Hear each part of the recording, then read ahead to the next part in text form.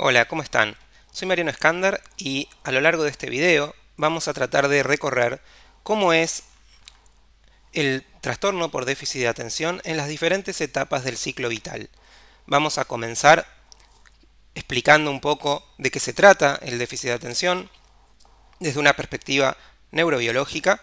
para luego explicar cómo se presenta desde la primera infancia, cuando los niños recién están empezando con su recorrido, hasta la tercera edad.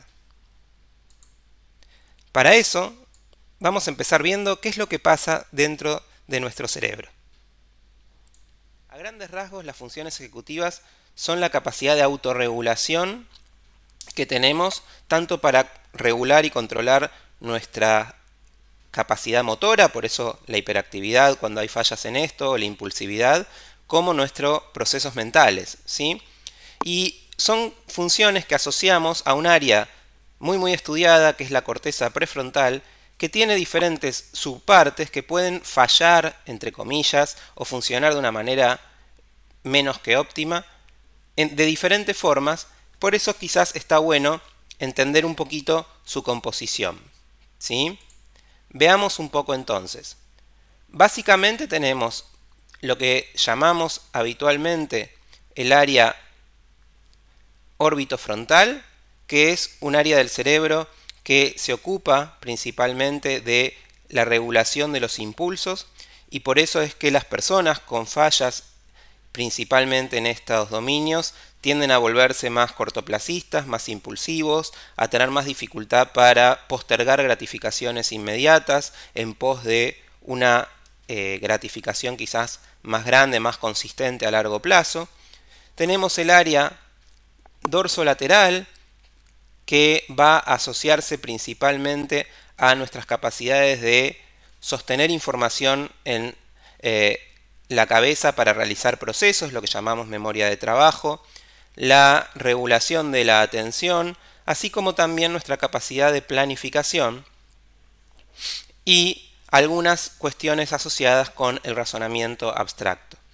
Y hay una tercera área que es muy importante destacar y que también se ve afectada en los estudios que se realizan en personas con déficit de atención, que es la que vemos en este segundo gráfico, que es el de la derecha, que es la corteza cingulada, sobre todo la corteza cingulada anterior, es decir, la que está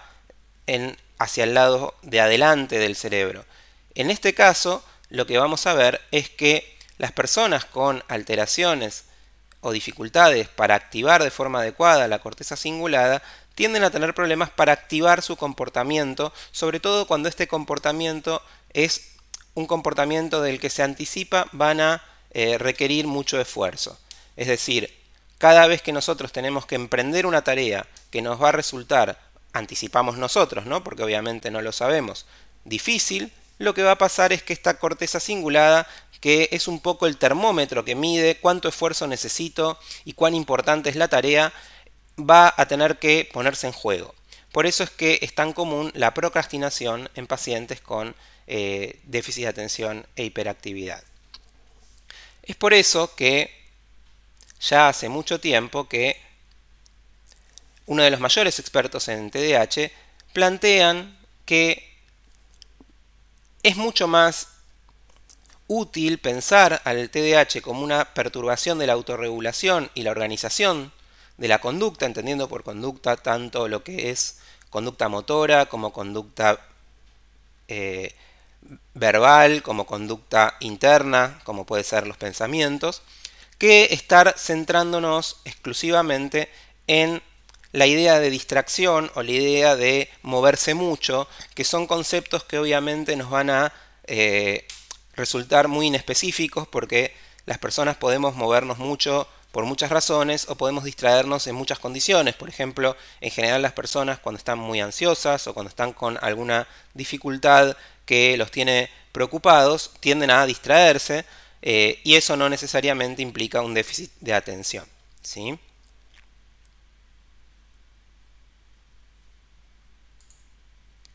Entonces, si vemos a el TDAH como un problema de autorregulación, podemos ver que vamos a tener problemas en algunos componentes de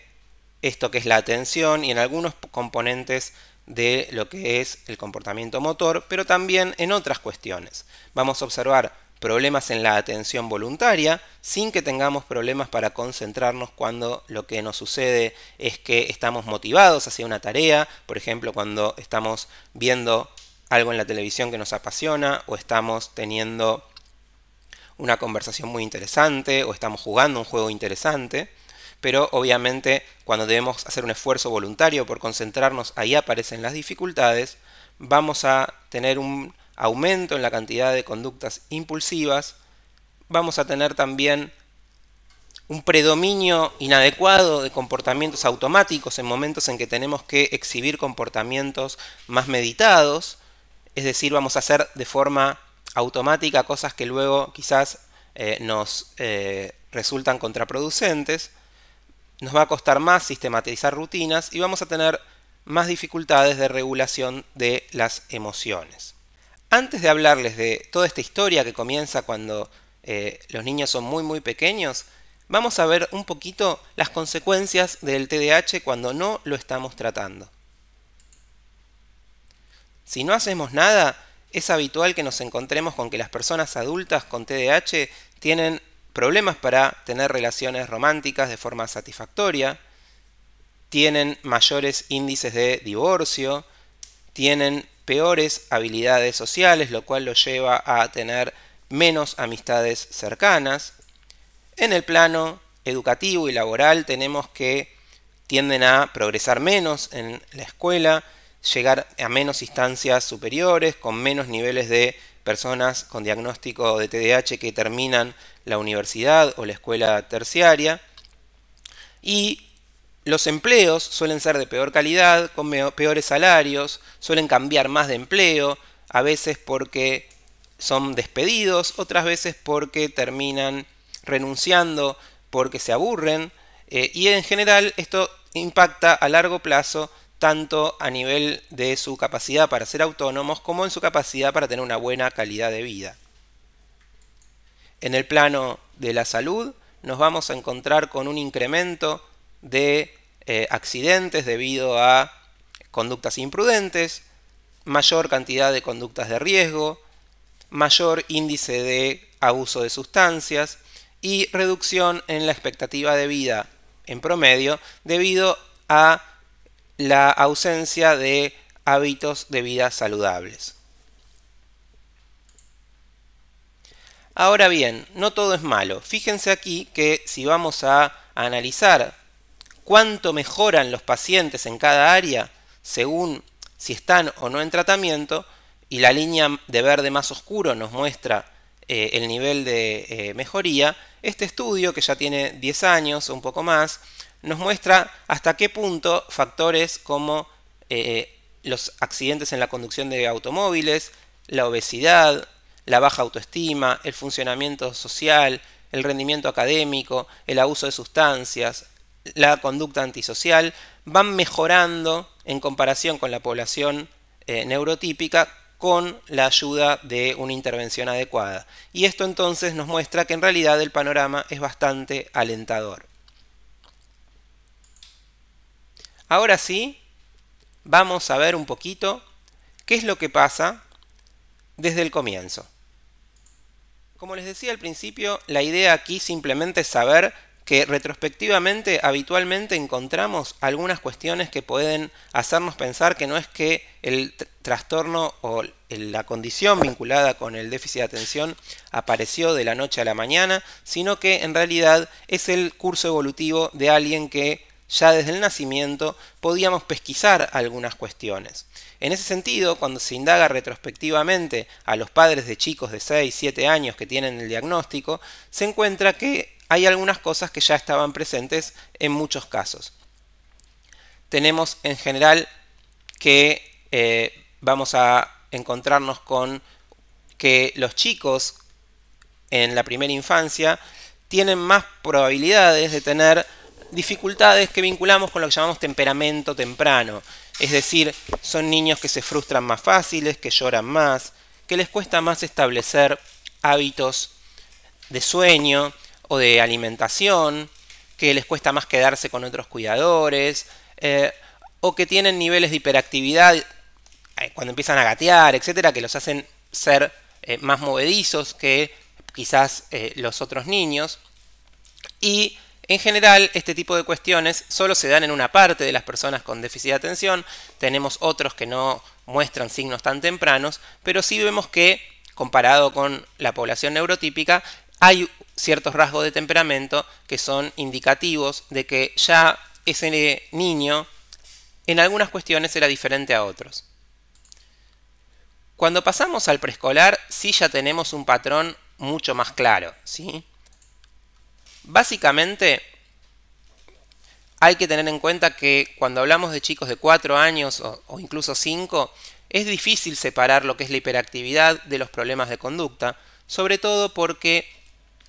muchas veces cuando los problemas aparecen en el contexto de un niño que se mueve mucho, a veces es muy difícil estar seguros de si el chico se mueve mucho porque no puede evitarlo o porque no desea evitarlo. Sin embargo, cuando se analiza con cuidado y se hace una evaluación en la cual se tienen en cuenta factores tales como la observación del chico en la escuela, el diálogo con los docentes, la comparación del chico en diferentes contextos y también el uso de ciertos experimentos que podemos realizar y que tienen que ver con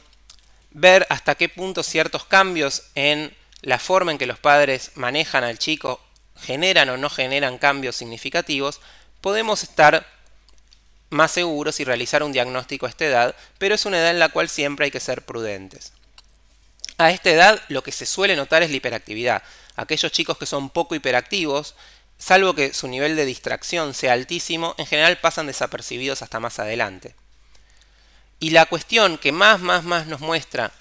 si hay o no hay alguna dificultad vinculada con el déficit de atención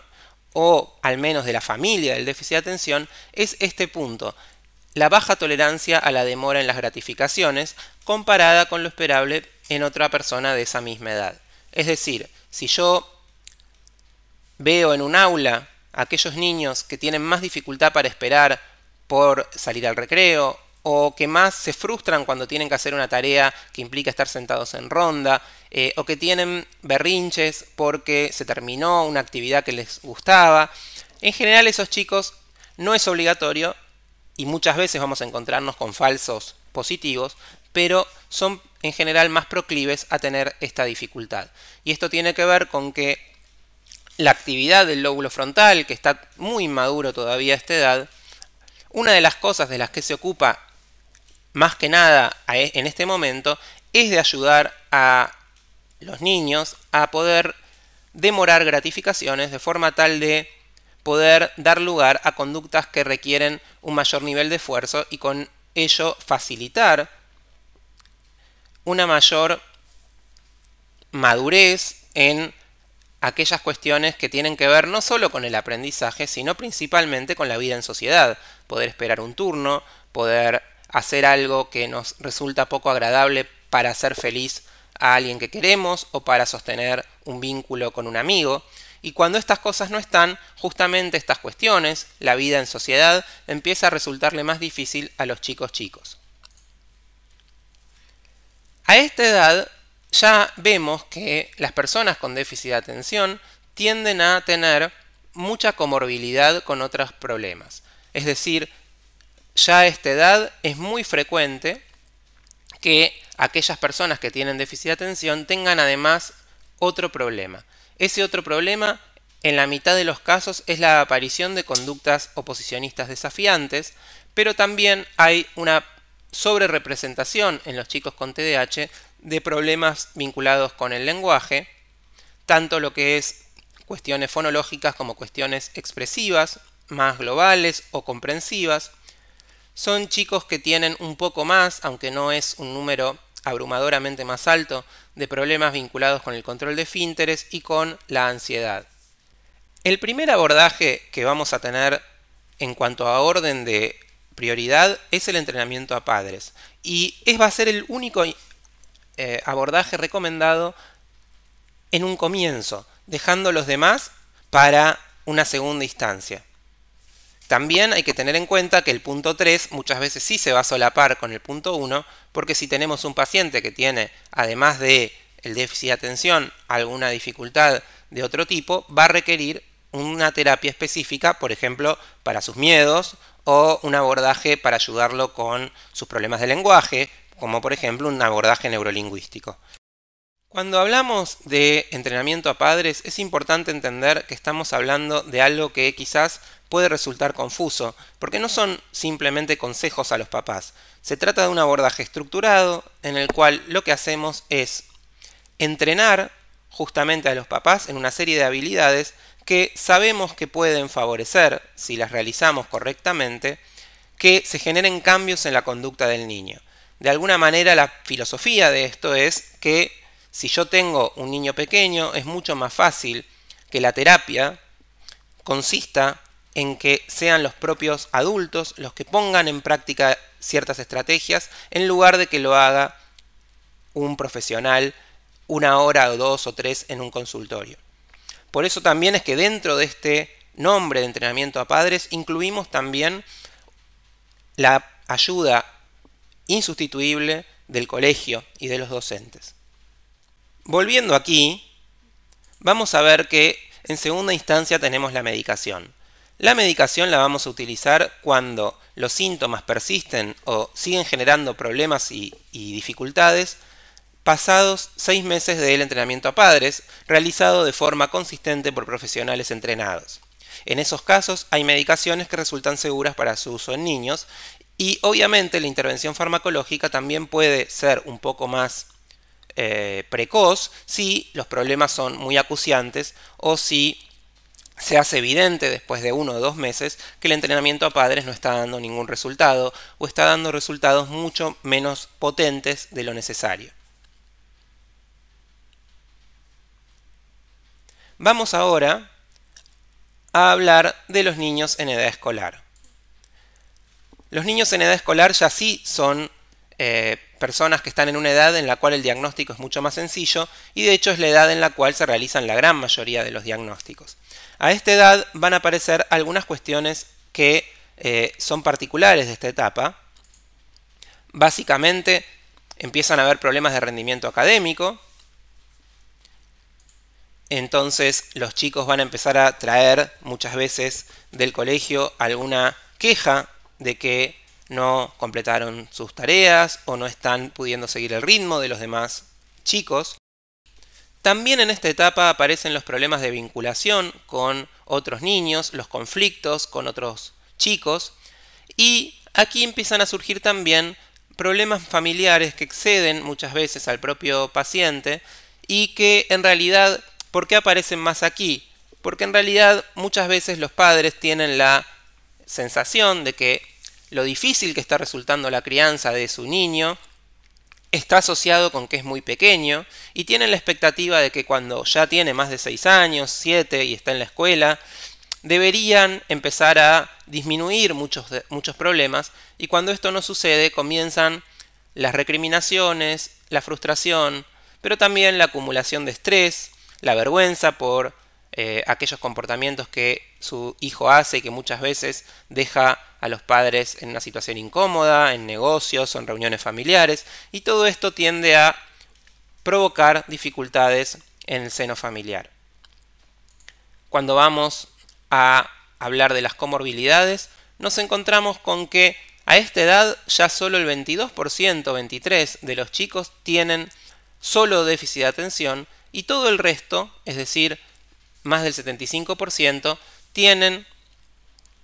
alguna comorbilidad. La más frecuente, al igual que en preescolar, sigue siendo el trastorno oposicionista desafiante, pero empiezan a subir en el ranking los trastornos de ansiedad y empiezan a aparecer también, que en jardín no estaban presentes, los trastornos depresivos. El tratamiento recomendado a esta edad sigue teniendo esta misma lógica, sin embargo hay que aclarar que en muchos casos en esta edad ya sí se prefiere que el tratamiento 1 y el 2 se den casi en simultáneo, comenzando con el entrenamiento a padres, pero en casos moderados y severos, sobre todo cuando también hay comorbilidades, se recomienda que se utilicen medicaciones de forma relativamente precoz, obviamente salvo que las intervenciones iniciales en cuanto al manejo del propio paciente sean muy exitosas. Como vemos, a esta edad sigue sin aparecer como tratamiento nuclear para el TDAH la terapia individual. Y esto es porque hasta entrada a la adolescencia no hay evidencia de que la terapia individual sea una buena herramienta para ayudar a los chicos con déficit de atención en sus síntomas de este trastorno. Sí, muchas veces a esta edad y en jardín también vamos a tener terapias para las comorbilidades que pueden tener el formato de psicoterapia individual. Si el chico tiene problemas de estado de ánimo, tiene problemas de ansiedad, tiene dificultades de vinculación y requiere un entrenamiento en habilidades sociales, todas estas cuestiones obviamente van a requerir un abordaje individual, igual que los problemas de lenguaje, que requerirán un abordaje más fonoaudiológico, o los problemas de aprendizaje, como la dislexia, la discalculia, la disgrafia, etc., que requerirán un abordaje psicopedagógico. La adolescencia es un momento complejo y si no se realizó un tratamiento previo, probablemente sea el momento en que el diagnóstico es más difícil de comenzar a tratar, sobre todo en pacientes que exhiben comportamientos disruptivos. Sin embargo, cuando el paciente tiene una tendencia a ser más internalizante, es decir, un chico tranquilo que no tiene problemas de conducta, puede ser un momento ideal para empezar a trabajar con el propio chico porque va a tener un mejor nivel de comprensión sobre aquello que le está pasando. Básicamente la adolescencia marca la aparición de una serie de dificultades al fracaso escolar que muchas veces se potencia porque muchos chicos que no tenían dificultades en la primaria comienzan a tener grandes problemas en la escuela secundaria. A estas dificultades, se le suman, por un lado, los problemas de vinculación con pares, los conflictos y los choques fuertes con los padres, pero sobre todo la aparición en un porcentaje que sigue siendo minoritario, pero que puede llegar a trepar a el 15%, de conductas delincuenciales, escaparse de la casa, pequeños robos, por ejemplo, robarle al padre o a la madre dinero para hacer algo, escaparse del colegio sin permiso o no entrar al colegio, mentir, etc. Obviamente, en un pequeño grupo, conductas delincuenciales más severas. Y sobre todo es el momento en que muchísimas personas comienzan a abusar de sustancias e inician una adicción, a veces al tabaco, muchas veces al alcohol y a las drogas. Cuando pensamos en los tratamientos y su orden de aplicación, en la adolescencia las investigaciones muestran que lo más eficaz es intervenir con todo el grupo familiar en pacientes externalizantes, es decir, pacientes con problemas de conducta, con mucho énfasis en el abordaje con toda la familia, en pacientes que tienen un buen nivel de reconocimiento de sus propias dificultades, una terapia individual con una participación alta del grupo familiar. La medicación va a ser un recurso útil y muchas veces necesario, sobre todo cuando hay problemas de atención relativamente severos, pero es en el 99% de los casos completamente insuficiente sin un abordaje terapéutico. También es cierto que un porcentaje no menor de las personas con déficit de atención en la adolescencia muestran un resultado bueno a la terapia psicológica sin medicación. Por lo cual aquí, al igual que en el jardín, suele ser una buena recomendación que, salvo que haya algún indicador que sugiera que la medicación es fundamental desde el inicio, comenzar con el abordaje psicoterapéutico y dejar la medicación como un segundo recurso. Los sistemas de tutorías, es decir, tener una persona aparte del psicólogo que ayuda al paciente a tener una rutina y a encarar actividades y sobre todo desliga a los padres de la discusión por estas cuestiones, es muchas veces un recurso extremadamente útil. Cuando llegamos a la vida adulta, nos vamos a encontrar con que las comorbilidades son la norma absoluta. Solamente el 15% de los adultos con TDAH tienen solo TDAH. Y ver el perfil de comorbilidades nos permite ver también en alguna medida las consecuencias del déficit de atención, porque lo que nos vamos a encontrar es que vamos a tener altísimas tasas de depresión, de ansiedad, de abuso de alcohol, de abuso de drogas, y que todas estas cuestiones uno las puede ver de un lado como una vulnerabilidad, porque uno puede pensar que el déficit de atención puede efectivamente generar una predisposición a alguna de estas cuestiones, sobre todo la impulsividad y la baja capacidad de regular las emociones, pero también que vivir toda una vida siendo una persona con más dificultades para desenvolverse en el plano escolar, para hacer amigos, para llevarse bien con sus padres, pasa una factura importante. A esta edad, los tratamientos nuevamente hacen un énfasis muy grande en la psicoterapia cognitivo-conductual, que ha demostrado tener una eficacia incluso superior en muchos pacientes a la medicación sin ninguna otra intervención, pero en pacientes que tienen niveles de malestar grandes, en general se recomienda el uso simultáneo de ambos recursos, y en ese sentido la psicoterapia va a permitir al paciente entenderse y adquirir herramientas para poder desenvolverse de una manera adecuada en el mundo de forma autónoma, pero también le va a facilitar diferentes programas de entrenamiento para desarrollar habilidades de las que carezca, que pueden ir desde técnicas de regulación de emociones hasta manejo del tiempo, manejo y organización de las tareas domésticas, técnicas de estudio, herramientas para manejar de forma más eficiente los vínculos sociales, formas de minimizar la pérdida de tiempo y priorizar actividades de alto valor para el propio paciente, pero también la medicación va a ser muchas veces necesaria porque hay pacientes que tienen un nivel de distracción que hacen que cometan una cantidad de errores muy grandes y también niveles de impulsividad elevados, sobre todo en pacientes que sienten dificultades en el plano académico o que tienen reacciones muy intempestivas a nivel conductual. La medicación se transforma en un recurso más que necesario.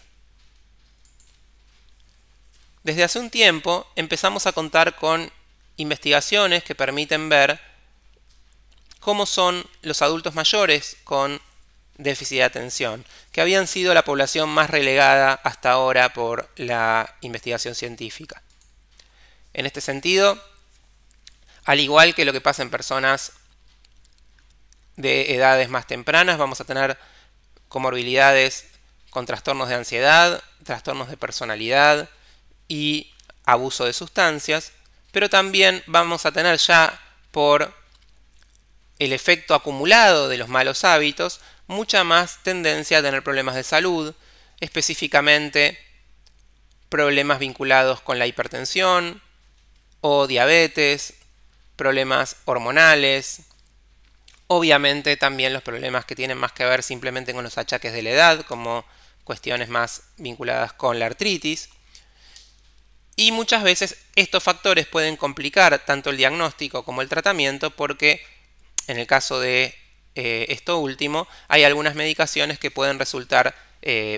poco recomendables debido a las condiciones médicas, aunque posiblemente pudieran ser muy beneficiosas desde el punto de vista del déficit de atención. En general, las personas mayores refieren poca hiperactividad motora y más inquietud y quizás verbosidad. La impulsividad tiende a manifestarse predominantemente por decisiones muy abruptas, intempestivas, como por ejemplo cortar el vínculo con alguien porque se enojaron, o arrebatos de ira con reacciones muy desmedidas. Y a nivel de la inatención, tienden a quejarse mucho de las dificultades para organizar sus materiales y tener olvidos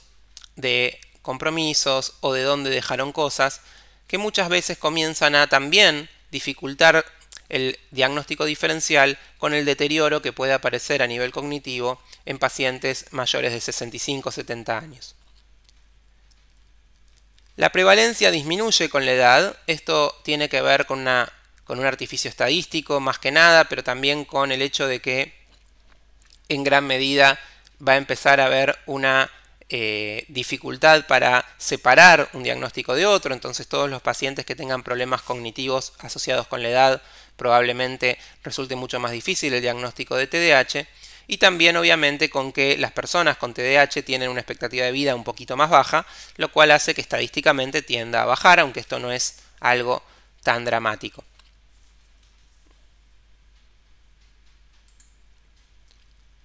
A nivel de tratamiento, se siguen utilizando los fármacos que se usan en otras edades, pero en general con muchas más precauciones, con dosis más bajas, con aumentos más lentos, y se usan terapias psicológicas en conjunto muchas veces con programas de estimulación cognitiva, intervención que en otras franjas etarias no se suele utilizar tanto. Bien, espero que este recorrido a lo largo del ciclo vital les haya resultado de utilidad. Obviamente se trata simplemente de generalidades, cada caso es único y muchas veces nos vamos a encontrar con grandes diferencias entre un individuo y otro, pero está bueno que podamos ver cómo este es un problema que recorre toda la vida de una persona.